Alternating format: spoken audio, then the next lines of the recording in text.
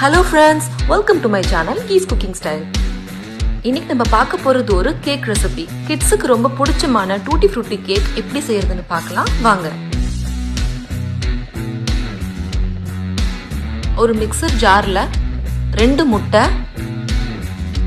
நீங்க முட்டை சாப்பிட மாட்டீங்க அப்படின்னா இதுக்கு பதில் நீங்க தயிர் ஆட் பண்ணிக்கலாம். தயிர் 1/2 கப், ஆயில் 1/2 கப். இது ரெண்டுமே சேர்த்து நீங்க முட்டைக்கு பதில் ஆட் பண்ணிக்கலாம். 100 கிராம் பட்டர்,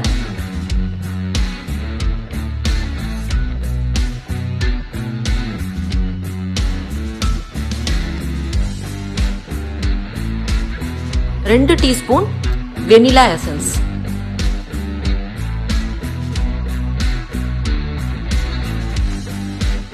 இப்போ இதை நல்லா பிளண்ட் பண்ணிக்கலாம்.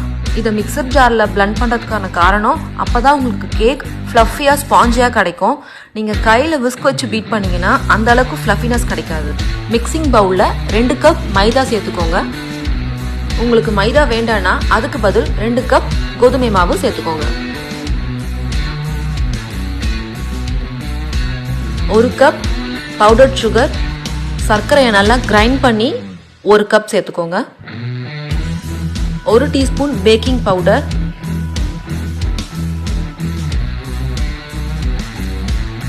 1/4 டீஸ்பூன் பேக்கிங் சோடா. உங்ககிட்ட பேக்கிங் பவுடர் இல்லைன்னா 1/4 டீஸ்பூன் பேக்கிங் சோடா சேர்த்துக்கோங்க. இப்போ நம்ம பிளண்ட் பண்ணி வச்சிருந்த முட்டை அதில் சேர்த்துக்கலாம்.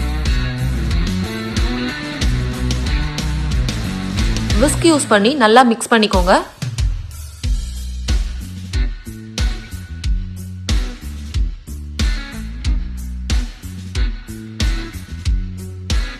கால் கப் காய்ச்சின பால் எடுத்துக்கோங்க. கொஞ்சம் கொஞ்சமா மிக்ஸ் பண்ணுங்க.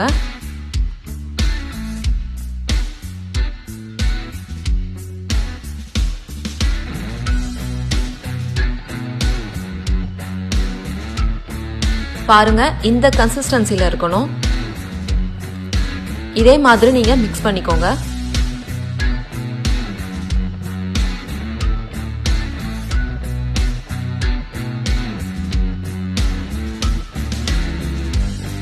Three to 4 tablespoon tutti frutti add பண்ணிக்கோங்க.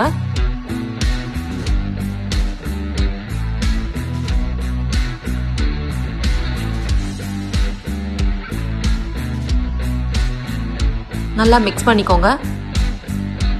கேக் பேட்டர் ரெடி ஆயிடுச்சு. ஒரு கேக் மோல்ட் எடுத்துக்கோங்க. அதில் ஃபுல்லாக பட்டர் கிரீஸ் பண்ணிக்கோங்க. பட்டர் பேப்பரும் யூஸ் பண்ணிக்கலாம். இப்போ கேக் பேட்டர் எல்லாம் ட்ரான்ஸ்ஃபர் பண்ணிடுங்க.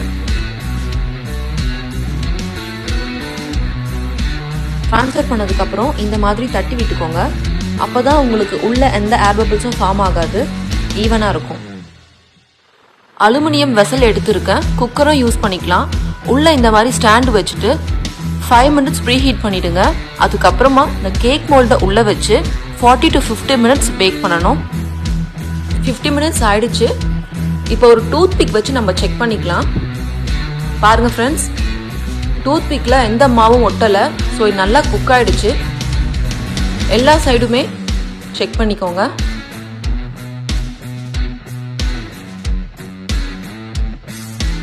இப்போ மோல்ட்லேருந்து வெளியே எடுத்துடலாம். ஒரு 1/2 hour ஆற விடுங்க.